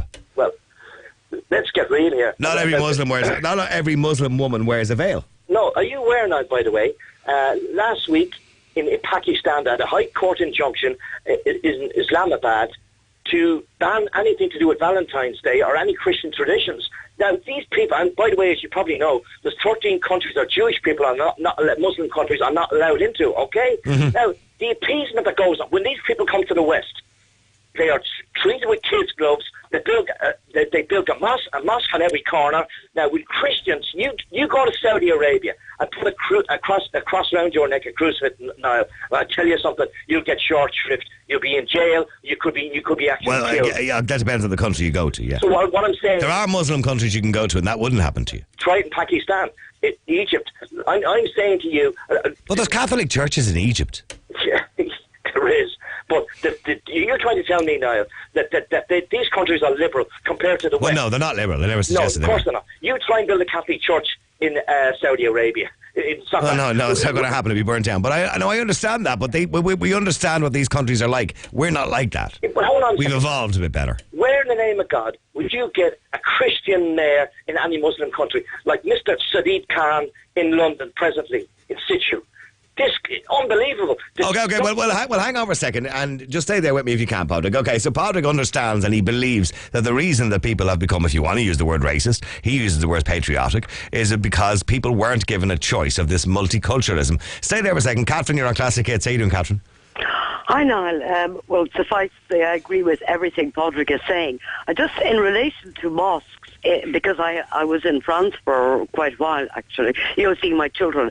And, you know about the burkini and the 14th of July and the cocktail Molotovs that are being every minute around France. My son lives in Frisches, for example, and, the Côte d'Azur, and from Draguignan, which would be, say, from Kildare or a bit past to Dublin, I'm using that equivalent. Yeah. There were armed policemen checking everyone going into the Côte d'Azur, for example, because, there were police with armed guns on the beaches, and the tourism went down enormously. They had to put off an awful lot of festivals because of all these the threats, yes, gunshots and bombs and everything else. But the mosques now, what happened in France, because they're building lots of mosques all over the place, and they have made inquiries as to who is paying for these mosques, because not to say the Muslims living in France are able to afford them all. So what they've ascertained is that the money is coming from Saudi Arabia, correct, to build mosques, and yet the Saudi Arabians didn't take one refugee in. You could argue that the money that built churches in this country came from the Vatican. At the time when the majority of churches were built in this country, it didn't come from the Irish government, it came from the Vatican. Yeah, so the central, or the hub, so to speak, of Islam is Saudi Arabia, and that's where the money is coming from, and I understand why. I'm not suggesting that it's the right thing, but we could say the same thing about Christianity, and Catholicism. The money comes from the Vatican. Okay. I'm not suggesting they're an evil religion or anything like that. I'm just saying that's normally where the money would come from. Yeah, but I mean, like, we don't have the armed guard on the beaches of. Oh no, absolutely. That would make anybody fearful. Absolutely. If you see armed police on the beach, you're certainly going to be worried. And the last thing you want to be is in the middle of something like that, because obviously if you've got children or whatever, it's a security risk. But Catherine, let me get back to hang on, let me get to the original question. Do you think the Brexit and the election of Donald Trump has created this atmosphere where it's okay to be openly hostile or racist? Well, I give you what I feel about that. Like, I can really speak for myself. I mean, like, the thing is, I was, coloured people, black, brown, whatever, Muslims, Islam, and all the rest of it. I knew nothing about that in when I was younger. I mean, I think you said Philip Lynott or Lynott, whatever his name was. It was the only sort of black in Ireland. Well, the famous black man, yes. Yeah. No, the point is that because it's been pushed on us so much that it's not that we want to be racist, but we are, if you like, it's I don't know, do you say the word fear? But there is a lot. I would be patriotic. We'll use Podrick's word, and if you want to say racist, I will accept people being patriotic and protecting their own country and their cultures, right? But the problem is, it becomes racist then when you just start picking on people because they happen to be a Muslim, or because they happen to be black, or because they happen to be African or Romanian or whatever. And you're calling somebody, like you walk up to a person, and I've seen videos online, in America particularly, after the election of Donald Trump. And I'm not suggesting that white people weren't picked on by black groups as well, they were. But, you'd see a Muslim woman being told, get out of our country, you're a terrorist. Just because she happened to be wearing a veil. Well, America for me is the native Indians, and whoever else goes into the country, so be it. Like, but I mean, is that acceptable? Is that acceptable behaviour? Well, I'll be honest with you now. Like, I mean, I was almost killed, and I'm very lucky. It's thanks to my son. You're not answering my question, Catherine. Oh, sorry, excuse me. Okay, the question I said, is that acceptable behaviour to tell somebody to go home to their own country just because they happen to be wearing a veil and you realise they're Muslim? Well, I would do it in Ireland, yes. So you would walk up to a complete stranger, a Muslim woman who was wearing a burqa, and say, you shouldn't be here, go home to your own country? Yeah. Why would you do that? Because I'm sick of it now, to be honest with you. Look, I tell you. But that is racism.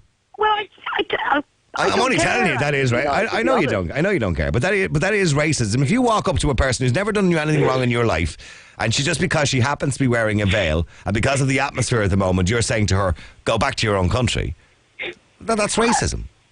Well, I mean, if I went to Saudi Arabia or I don't know, Syria or any of these places, and I'm wearing a mini skirt and sort of I don't think I'd last very long. But you're not in Saudi Arabia. You're in Ireland. Yeah, well, you're in the Western world. Yeah, exactly. I'm in Ireland. You said it, Niall. Now, there's the point. I'm in Ireland.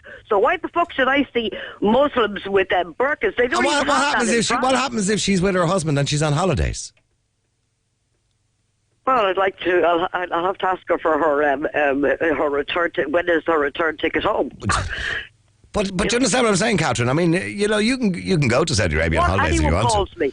Sorry, Niall? You can go to Saudi Arabia on holidays if you wanted to. Nobody's stopping you. Probably but the nicest place in the world. I would wear the long clothes and all. But what I'm saying is, you can't just pick on people. I mean, don't get me wrong. If somebody's a terrorist, they're a terrorist. And let's treat them with the disrespect they deserve. But if somebody is just a Muslim, or somebody is just black, or somebody's just African, or somebody's just Indian or Pakistani, you can't just walk up to them and just because of the colour of their skin or their religion, which is obvious by what they're wearing, and tell them to get out of the country.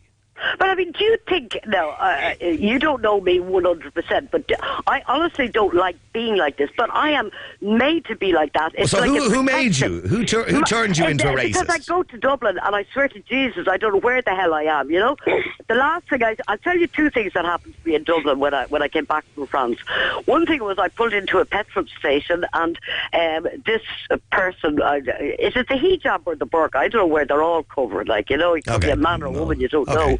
But anyway, this person was putting something on top of the car, and because of what happened to me in France, and I actually, I was petrified. I reversed out of the garage because I'm saying to myself, Christ, I don't know what could happen to me. Now, you might think but it is a bit of an exaggeration, because there's never been a terrorist attack in this country.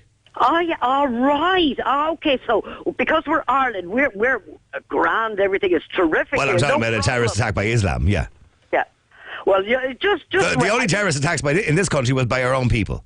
Look, Or do by you know the what I British. believe? Do you know what I believe, Niall? And this might sound extreme, but I believe they come here and they're sort of, because we're, Kate Meal Boys and all this sort of shit, that they prepare here in this country all their devilment and all the rest of it for Europe, because I'm not suggesting there isn't cells of Islam here or ISIS here, but I don't see anybody active in this country. Not for the moment. No, not for the moment. So then why would you, selectively pick people based on the colour of their skin or their religion to berate them? The point I'm trying to make is that Mary McAleese said that people feel empowered, as you do, to be openly hostile and racist. Well, it's Mary McAleese means nothing to me. I'm aware of that, yeah. I am the way I am. And at least I have got out of it, if you like, the fact of talking about it or being in it all the time now because of where I live. But you said to me one day that if you went into a hospital and a Muslim doctor came out, you realised... you've asked me this before now, you'd tell him that you want to see an Irish doctor. Well, yeah, I'd be very timid, like the Muslim women, oh gosh, I couldn't let a Muslim man look at my body. Sorry, but just before I go, because I want to go to Ibrahim in a second. Padraig, are you still there? Yeah, still here now. Padraig, do you believe you've always been, in the eyes of the listeners, well, some of the listeners, racist, but do you believe you find it more acceptable to be racist, or patriotic is the word you use, over the last year or so since Brexit and Donald Trump? Do you believe it's more acceptable for you to speak? Do you find it easier now? No. I'll put it in context. Before, your radio program going since 2010, is that correct? 2010, end of 2010, yeah. Yeah. Prior to that, Niall, I was never on the radio station. Yeah. The only thing the only subject matter that concerns me in this country is mass immigration. And do you seriously think I want to spend the autumn of my life, Niall, ranting and raving about foreign nationals coming into this country? I'm thinking about my children, my grandchildren, and I'm thinking about the poison chalice we're handing to these future generations, because these people are coming in, and it's quite simple. There's a thing called birth rate now. It's quite simple. The indigenous are having 2 children now. Long gone are the days we had 8 or 10 children. The Africans and Asians are having 5 or 6 children. Do them, as the Americans say, do the maths. Okay, now, there is larger average family sizes in many nationalities and cultures, yes? Yes, Niall. And maybe for one night now, you could forget about... But you're making an assumption that they're going to come in and be on welfare. Patriotic ourselves and forget about the Incitement to Hatred Act, because I'm not advocating hatred now, or forget about the Broadcasting Authority of Ireland. What I'm saying is, I love this country. I see it going down the tubes. Likewise, Trump sees what's happening in America. Le Pen sees what's happening in France. Gilda sees it in the Netherlands, and I'm sure Mr. Ibrahim Noonan is going to come on now and say everything is rosy in the garden. But I don't think he'll say that, but we'll find out in a second. Well, actually, we'll find out now what he says. Stay there for a second, Padraig and Catherine. Let me go to Ibrahim Noonan. Ibrahim, good afternoon, or good evening to you. How are you? Ibrahim, right. Mary McAleese made a statement over the weekend in an article. It was an interesting article. I don't know whether you read it or not, but she said that people, since Brexit and since Donald Trump's election, people feel empowered to be openly hostile and racist as if it's acceptable. And she also went on to say, she quoted, of course, some of the bits and pieces that they've said about building a wall, extreme vetting. During Nigel Farage talked about Romanian people, and Donald Trump referred to people as radical Islamic terrorists. Do you believe that people feel it's more acceptable to be racist? Oh yeah, since Donald Trump has come into power, we can see it here in Ireland. We can see those hidden racists or those hidden bigots in Ireland. What do you expect them to say now? No, let me finish, please. No, you're brainwashed, Noonan. Well, listen. Okay, well, hang on. Let him finish. Yeah. Let me finish because I'm just as much as an Irishman as you are, and you should show some respect. All right. The thing is now, look. Wait, please, Padraig. Let him finish, and I'll let you respond. All right. Let's be grown-ups here. Padraig is not true Irishman in the way his behaviour is. Okay, because if I go back to my grandfather, my great grandfather, then they would never behave like the way Padraig is behaving. Yeah, because and he the never attitude that suffered they it. have. So the thing is, Niall, it is happening, and it is now increasing because Donald Trump's attitude in America has given courage to white, extreme, far right-wing groups, has given light to such people, even in Ireland now, who probably would not want to show themselves, but now they're showing themselves. This lady who came on just there on a second ago, Catherine. shocking, Yeah, I'm still here. Catherine, yeah, absolutely shocking attitude, absolutely disgraceful attitude. I mean, why? Yeah, it's because it is absolutely disgraceful as an Irish person to be talking like that. Because I want to point out something to you. I don't know whether you're religious or not. I don't know what your background is. I don't even know what Padraig's background is. But I know one thing: St. Patrick was an immigrant. If That's Jesus right. came here, stayed where he belonged. No, hang on. If Jesus came here, he's an immigrant. He was a Jewish prophet. He would not have been left in, and you would have been abusing him. Padraig would have been telling him to get out of the country. But Jesus was a Jewish immigrant from the Middle East. So would you have told Jesus to get out too when you seen him in his robe walking around the garage, Catherine? That's what they Well, to be honest with you, when you speak about Catholicism and Jesus, for me they're two separate issues. Yes, I believe in Jesus. I believe Jesus was a good man. But as for Catholicism, I mean, we've just heard all over. But what happens? But Catherine, what would you do if you saw Jesus walking around in his robe from the Middle East? Would you not be worried about him too?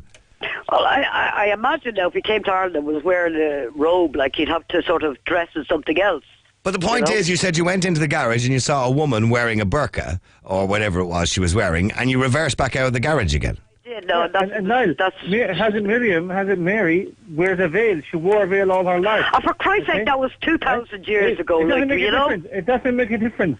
You believe in her, and she wears a veil, and she's always worn a veil. If she was in Ireland today, you'd be telling her, as Niall back to her own country. You'd be running out of garages. I mean, this thing where you told me that you're running out of garages, I didn't tell you. That is really pathetic because I know it's not pathetic. It's not pathetic because in France where I was, it is pathetic. It is pathetic. It is not pathetic because in France where I was, it was scary every day. You know, with their burkinis, they are domineering. They are domineering France, and I don't want them to domineer my country. Okay, Catherine, listen, this is my country as well. Let me tell you about our country. I was in Surrey Keys when the last bomb went off by the IRA. I was in London Bridge when the bomb went off in London Bridge. I had a friend who was a foreign national working in Britain, who was a very beautiful girl whose half her face was hit with shrapnel. No, that's irrelevant. Metal. No, it's not irrelevant. It's irrelevant to the country. You always try and twist it. You always try and turn it. There's no comparison. There's no comparison with the IRA campaign and the jihadists. And now, the difference is now, you accept this guy's bona fides. I tell you why I don't, Niall. Because this guy... Well, this you know what the IRA did. Niall, hold on a second. Okay, well, hang on. In relation to the... just before you say that, Patrick, in relation to the IRA and ISIS, or jihadists, as you call them, right? They are, if you want to use an analogy, they are fighting for an ideology. The IRA were fighting for a united Ireland, which was an ideology, okay, only against the British. The difference is, of course, ISIS are larger in numbers, jihadists or fundamentalists are larger numbers, and they're fighting all over the world. So that's the only difference, but the analogy is pretty much the same. No, you're wrong. I was listening to a guy in LBC recently, ex-retired MI6, and he said, this is ludicrous, this comparison to the IRA campaign, as you said before now, 1,800 men in the field. 1,800 at the most, yes. Listen, and they had thousands of supporters, by the way. But listen, at the end of the day, the IRA men they give warnings per se most of the time, and they did not go around with suicide vests. Let's get real here. I think they're going to die and go to heaven and meet 20 virgins. To the people, children, pregnant women. You're talking rubbish. Do you know why I don't accept this guy's bona fides? Why don't you accept it? You're giving this guy the benefit of the doubt. Because I believe he's a nice guy, yeah. Because I'm more streetwise than you.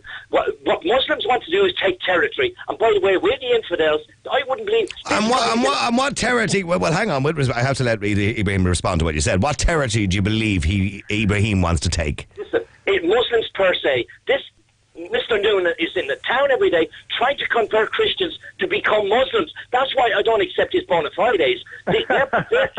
So you believe he's recruiting? Well, of course he is. Okay, we'll let him respond. We'll let him respond to that. Sorry, go ahead. Well, Ibrahim, you're trying to convert people. You're trying to gain territory and recruit people. It's very simple. I mean, I'm sorry, but Patrick does not live in a real world. If you go down any street in Cork City and Dublin, you'll see Christians from Northern Ireland coming down here, preaching their message of their version of Christianity. You'll see different types of faiths there, including ourselves. We're simply putting a message out. But my reason for being out in the streets is not for converting people. My main reason for being out in the streets right now, in the last 15 years, and particularly the last 5 years, is to remove the misconceptions about Islam. Okay, and I've been the misconceptions about your interpretation of Islam. Yeah. Okay, so I want to clarify that, because there are people with different interpretations of Islam. So you want to obviously tell them about the misinterpretation of your version of Islam. How I see is the true message of Islam. Okay, but getting back to the original, we're moving off the question. I didn't want to move off the question. And you believe, Ibrahim, that this, the Brexit, the Trump, and everything else that's going on, Le Pen, everything else, you believe that this does empower people to be racist? Absolutely, 100%, man. It's really opened the door to right-wing far. What do you expect him? What do you expect him to say, Niall? This guy is. Are you seriously? Well, I did expect him to say that. Yes, of course. Well, why wouldn't I expect him to say that? Because he is a Muslim living in Ireland, and he does feel now that people have more of a reason to berate him. This guy comes on every time you wheel him out for the last 5 years. Well, hold on, Patrick. You can say I've wheeled him out if that's the words you want to use. But, I've also listened to you over the last 5 years saying quite the opposite. Well, of course. It's not balanced, by the way. I agree you do have balance. But at the end of the day, Niall, I'm saying I do not buy this guy's bona fides, because I'm a streetwise guy. As Albert Reynolds said, the late Albert Reynolds. So what do you think? What do you think Ibrahim is planning to do? Do you think he's being a nice guy on the radio, and meanwhile he's plotting something in the background or something like that? Is it something about converts? There is nobody more zealous or fanatical than a convert. This guy is a fanatic. Okay, all right. Well, okay. Let him respond to it. Let him defend himself. First of all, I'm not a fanatic. Yes, I'm a convert to Islam. I am not a fanatic, and furthest away from a fanatic. Anybody who knows me, who met me, knows that. You call yourself streetwise. You're not streetwise at all. Okay? You're not streetwise at all. Listen, I'll tell you one thing, Patrick. Long before I became a Muslim, when I went to university and all these things, I was dancing at nightclubs and did all these things. I'm streetwise. Okay? I know what goes on in the street. I'm on the ground all the time. You're not. I can only hear one at a time, Patrick, when you're shouting in the background, okay? And if you say something to him, like if he says something to you, I give you an opportunity to respond, I give him an opportunity to respond. Stay there, both of you, because Tom has been waiting ages. Please stay there. Tom, you're on Classic Hits. Tom, do you believe what Mary McAleese said, that we're now empowered to be openly hostile and racist? I don't know. And I'll tell you, I suppose the Irish have always been like that. What, racist? And I'll point out a couple of things. First of all, may I make a couple of corrections? Abraham said that about St. Patrick was a refugee or that came here. St. Patrick never existed. There was no such a person. He never said he was a refugee. He said he was an immigrant. An immigrant. There was no such a person. It's a myth. Secondly, there is... what do you mean there was no such a person? There was such a person. He was Welsh. Indigenous Irish. Well, hang on. Let me just get back to what you said. There was such a person as St. Patrick. He was Welsh. What? He was Welsh. There was never... He didn't come over and blow a whistle and get rid of all the snakes or anything like that. No proof that this man existed. It is a myth. It's a myth. A pure myth. So you're telling us all now, Jesus Christ, I'd hate to be at your house on Christmas Day. Now, next thing, there is no such a thing as an indigenous Irish person. The term Irish means to be troublesome. And Ireland is a relatively new word going back from occupation, being a land of trouble. But we have occupied it for many years. No, we haven't. As a matter of fact, regardless of politics or religion, 80% of the population of this country at this moment in time, and I'm talking about what was referred to as the indigenous Irish, are in fact of English descent. But you could argue the same about the United States of America. There are no Americans apart from the Native American Indians. But in saying that, as time moves on and generations are born, they do occupy the country, and there are now Americans. You see, all of these things need to be corrected. Now, I want to talk about racism. In America, after the Civil War, that was allegedly for the freedom of slavery, the black people would tell you that down south, the southerner would tell you to your face what you thought of them. And up north, with political correctness, they would invite you to tea, and when you were gone, they would clean their house and break the china. And you see, this is what political correctness causes. If you adhere to political correctness, you don't really know who likes you and who dislikes you. But Tom, you have to admit that since we've seen this uprising of the right wing over the last couple of years, and it'll continue to grow, that people feel it now that they have this permission to turn around to a woman on the street just because she's in a burqa and say, get back to your own country. Yeah. But I've never witnessed that. I've witnessed it in videos. I would correct it straight away.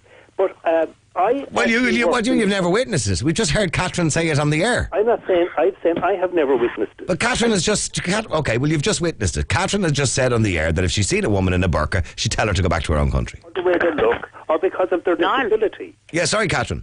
No, let me hang on. Catherine has quite a run, so let me make this point. Okay. I worked in the public sector, and I had to interact with refugees and asylum seekers. And I can tell you now that the most racist people that I encountered were actually black people. So you're saying people from non-EU countries? Yes, the most racist people I encountered. Not just because the colour of their skin was black. I'm telling you now that the most racist people that I actually encountered in doing my job were actually black people. Okay, but where were they from? Some of them were from Nigeria. Some of them were from the Gold Coast.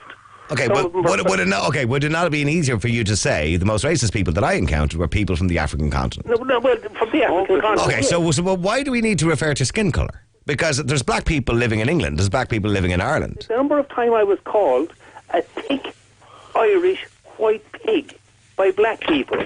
And that's racist. Yes, it is racist. Of course it is, yeah. But you know something? But when you report it to your boss or you report it to the authorities, black people can't be racist. Okay, I understand the point you are trying to make. Okay, sorry, Ibrahim, you want to say something? Any person because of their looks, their dress, their race, or their religion, and to condemn them for that is wrong. Okay, but that's happening more often. This is the point Ibrahim is making, that since Donald Trump got into power, we are now suggesting or saying that it's okay to ban Muslims from a country. People like Mary McAleese simplifies it. Mary McAleese are not having people foisted on them. And the majority of people that you'll get with this response, you will find are in communities where refugees and that are being settled on top of the people. Okay, well, let me just put that to Ibrahim. Ibrahim, it's all well and good for Mary McAleese to come out with these remarks and say these things. Mary McAleese is not feeling the brunt of it. Mary McAleese, she's quite well-to-do now. She's got a nice pension. She's looked after for the rest of her life. And, she doesn't have to deal with the impact of immigration and multiculturalism. No, the thing is, look, what are people dealing with? When the Irish migrated to America, when the Irish emigrated to Australia, when the Irish emigrated to Britain, when the Irish emigrated to Spain, what are they feeling? In all these other countries, they complain about the Irish and the British emigrating to their countries. Do you see Catherine and Padraig then saying that the Irish should go home? I mean, this isn't the point. What are they dealing with? They're dealing with human beings. That's what they're dealing with. Yeah, sorry, Catherine. No, what he's just said was said to the Irish, because my parents left Ireland many years ago, prior to the Second World War. And, all of these things were probably said to my parents. But, I mean, the point is my parents were not a threat. I consider Islam a threat to Europe. It's as simple as that. Study it. You've never studied it. I beg your pardon? Educate yourself on it. You've never educated yourself on it. Islam being sorry, Tom, you want to say something? This thing about Islam being a threat, that's nonsense. Islam is not a threat to anybody. Well, but there are people who have distorted. My brother converted to Islam, and I'm very proud of him. And I spoke about Islam to him. And the people who distort, like it was done in the medieval times with Christianity, the people who distort the message of Islam, they are the people that are a threat. But I'll come back to the other thing. Well, hang on, because I have to take a break. But, Catherine, I think the point that's clearly being made there, it's not Islam that's the threat, it's the people who are hiding in those veils who have a distorted view of Islam, or a distorted view of any religion for that matter, who are a threat. That is a good point, and probably true. But well, then why would you tell an average Muslim to go home to their own country? Who am I to know who's who? Explain that to me. But okay, I have white skin, All right? Let me just work with me here. I have white skin. There are men with white skin who rape, who pillage, who murder, who mass murder on a regular basis. Would you walk up to every person with white skin and tell them to get back to their own country? Or that I hate you? No, you wouldn't. Well, no. No, you wouldn't. No. So why are you identifying people by what they wear and the colour of their skin? Why am I identifying people by the colour of their skin? And what they're wearing. And their attire. Because, they seem to, wherever they are, and I don't know what I've seen priests, I've heard of priests who rape little boys, but I wouldn't walk up to a priest in the street, an average priest in the street who I didn't know, and say, you're a little rapist. You're a paedophile, would I? It's an excellent point, Niall. But the point is, my son now, for example, in Antibes, he went into it's a sort of the Côte d'Azur. It's been ghettoised by Muslims, and they're all congregated in this specific place. So my son, who has blonde hair and blue eyes, went in to post a letter because it was just convenient for him. And this fucking Egypt comes after him. He says, "What are you doing here?" And my son said, "I'm just posting a letter." He said, "Well, don't take long and get out." Okay, well, do me a favour. Stay there for a second. I got loads of texts coming in at 53544. I'm going to come to Finn after the break, who believe Ireland is racist, and it may be fear. All right, stay there, please, Ibrahim. Lots of people texting in. Mary McAleese made these comments over the weekend in an article. She said people in Ireland, or people across the world, she said she doesn't believe it, she hopes it doesn't happen in Ireland, feel empowered to be openly hostile and racist as if it's acceptable. And then she went on to say that the constant name calling and racial stereotyping of religions and people from various countries was commonplace in the UK and the US after the elections, and hoped this would not spread to Ireland. Text 53544. Do you agree with her? Is there some sort of atmosphere of being acceptable or it being acceptable to be openly racist? What gets your blood boiling? Call Niall now, 1850 410 494. The Niall Boylan Show. Classic Hits 4FM.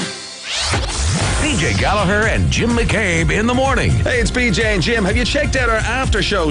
When's it on? It's on after the show. Is it? Check out our after show on classichits.ie if you want to hear more of two people that don't make sense ever. Yeah, check it out on classichits.ie. Don't let your kids hear it though. Wake up, Happy! On Classic Hits 4FM.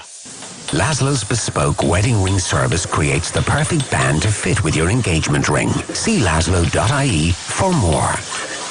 Eurocycles Euro Baby. Come on down, lads. The crack is mighty. The Eurocycles Euro Baby prices can't be bet. For bicycles and things with wheels and lots for babies, yeah. Eurocycles Euro Baby 2016 stock clearance sale at Eurocycles Euro Baby Long Mile Road, Swords and Drogheda. Sale extended. Must end Sunday. Eurocycles Euro Baby prices can't be bet. For bicycles and things with wheels and lots for babies, yeah. See our product range and buy online at Eurocycleseurobaby.com. A confident new life. A great new look. The best in professional hair transplants. Natural looking hair that lasts. You can find all that at MHR Clinic. And now, find MHR Clinic on Grafton Street. Conveniently located at the heart of Dublin. Delivering honest advice and the latest exclusive treatments to combat hair loss. All at an affordable price and with some treatments that can even be done in a day. MHR Clinic at the top of Grafton Street or mhrclinikireland.com. The double chin is set to become a thing of the past with Cool Sculpt at River Medical. Cool Sculpt is well known for redefining waists and contouring tummies, but did you know that it can now eliminate stubborn fat under the chin? Just one treatment is all you need to get a slimmer, more contoured neck. Book a free consultation today at River Medical. Phone 01 662 9106 or visit rivermedical.ie. Warning. Niall Boylan at night is controversial and confrontational and may cause offense to some. Listener discretion is advised. 4FM. All right, so the text coming in. You're not white now. You're a bit pasty. I am a bit pasty, yeah. Irish people have been farming in Ireland for 8,000 years. Proof. Fields of Mayo, something like that. Another person says, we worked, foreigners come here and get everything handed to them and don't ring me. Well, no, not all foreigners get everything handed to them. There's a percentage of foreigners that come to this country and obviously are on the dole, not all of them. Another person says, what's that story with that guy Tom suggesting there's no indigenous in this country? He's clueless, clearly. Okay, well, that's your opinion. Another person says, the hate is a byproduct of the internet. We are a race, the human race. We lack tolerance. Do we lack tolerance, Ibrahim, do you think? No, I think, look, I said before, I'm back now in Ireland since 2003, and from 2003 to right up to just 2-3 years ago, Ireland was a very tolerant, very, very tolerant country.